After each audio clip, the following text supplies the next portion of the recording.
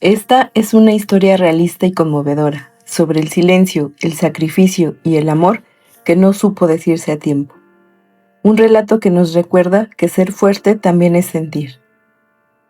Hay personas que aman en silencio, que creen que proveer es amar, que ser fuerte es no llorar. Esta es la historia de un hombre que lo dio todo por su familia y aún así lo perdió todo. Escucha hasta el final. Bienvenidos a La Habitación Oscura, Relatos. Las historias que escucharás en este canal son más perturbadoras de lo que imaginas. Así que, apaga la luz, ponte los audífonos y escucha con atención. A las 5 de la mañana, cuando la ciudad todavía bostezaba, entre la neblina y el frío, Miguel Herrera ya estaba de pie. El despertador casi nunca alcanzaba a sonar. Su cuerpo se había acostumbrado a la rutina de años: levantarse, ponerse las botas gastadas, beber café negro y salir al trabajo antes de que el sol asomara. Miguel era obrero en una fábrica de piezas metálicas.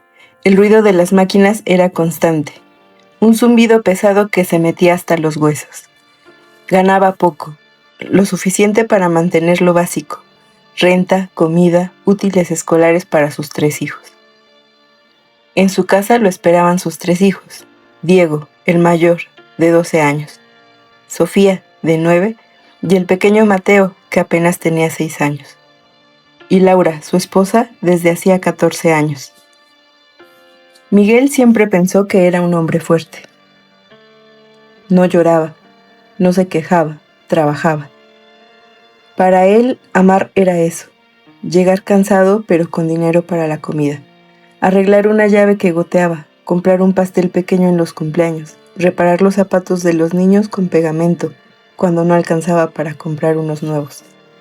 Pero había algo que Miguel nunca entendió: el amor también necesitaba palabras. Al principio, cuando eran jóvenes, Laura y él hablaban hasta la madrugada. Rían por cualquier tontería, se tomaban de la mano mientras caminaban por las calles del barrio. Con los años, las conversaciones se fueron volviendo cortas. ¿Pagaste la luz? Sí. ¿Qué hay de cenar? Frijoles. Miguel llegaba cansado y se sentaba frente al televisor. Laura recogía la cocina.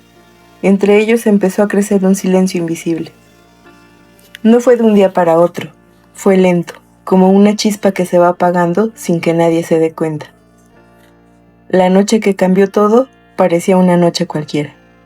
Miguel regresó del trabajo con las manos negras de grasa y la espalda dolorida. La casa estaba en silencio. Los niños dormían. Laura estaba sentada en la mesa, mirando su teléfono. «Tenemos que hablar», dijo ella. Miguel pensó que era algo del dinero, pero Laura no levantó la mirada. Y cuando habló, su voz era distinta. «Estoy viendo a alguien más». El silencio cayó como un golpe seco. Miguel abrió la boca, pero no salieron las palabras. «¿Desde cuándo?», preguntó al fin, con voz quebrada. Laura apretó los labios. «Desde hace meses». «¿Meses?», repitió Miguel. «¿Y mientras yo me levantaba a las 5? ¿Mientras trabajaba dobles turnos?» «No me grites», respondió ella, por primera vez alzando la voz. «Yo estuve aquí sola. Tú estabas, pero a la vez no». Miguel dio un paso atrás, como si esas palabras lo hubieran empujado. «Todo lo hice por ustedes», dijo. «Todo». «No te pedí todo», respondió Laura con lágrimas contenidas. «Te pedí que me miraras». En ese momento, un leve crujido se escuchó desde el pasillo. Miguel volteó. Ahí estaba Diego, su hijo mayor, descalzo, con la pijama arrugada, agarrado al marco de la puerta. Había escuchado todo. «Papá», dijo con un hilo de voz, «¿mamá se va a ir?» El mundo se detuvo. Laura se llevó la mano a la boca. Miguel sintió que el pecho se le partía en dos. «Vuelve a tu cuarto, hijo», intentó decir, pero la voz no le obedeció. Diego no se movió. Sus hijos iban de su padre a su madre, buscando una mentira, algo que lo salvara de la verdad. «No es tu culpa», dijo Miguel, arrodillándose frente a él. nunca es culpa de los hijos.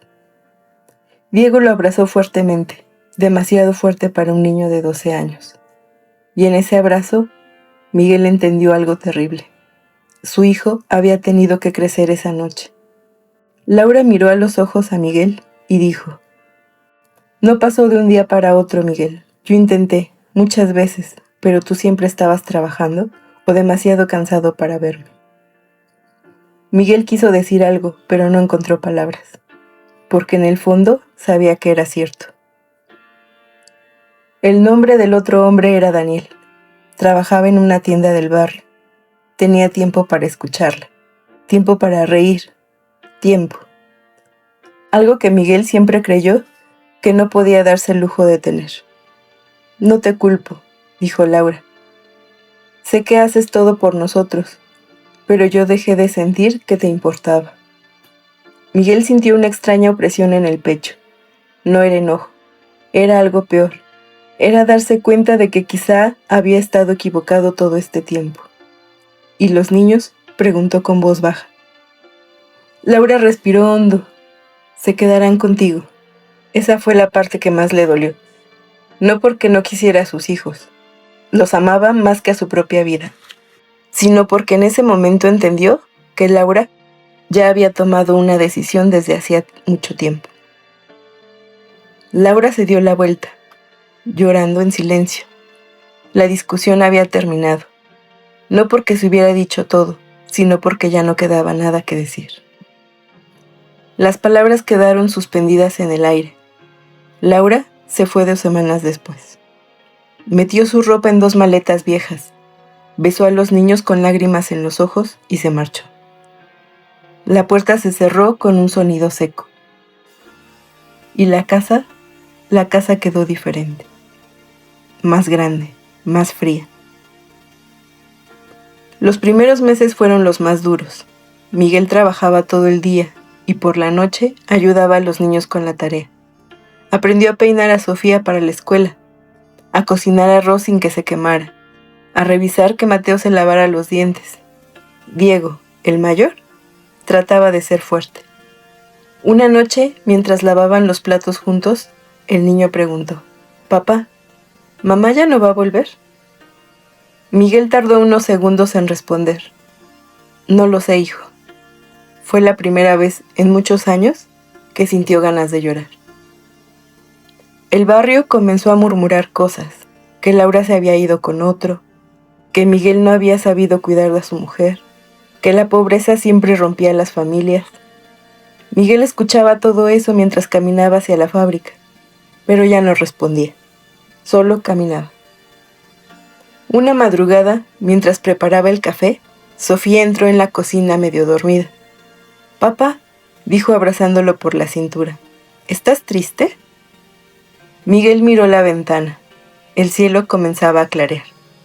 «Un poco», admitió. La niña lo apretó más fuerte. «No estés triste. Nosotros te queremos mucho». En ese momento, algo dentro de Miguel se rompió, y al mismo tiempo se acomodó.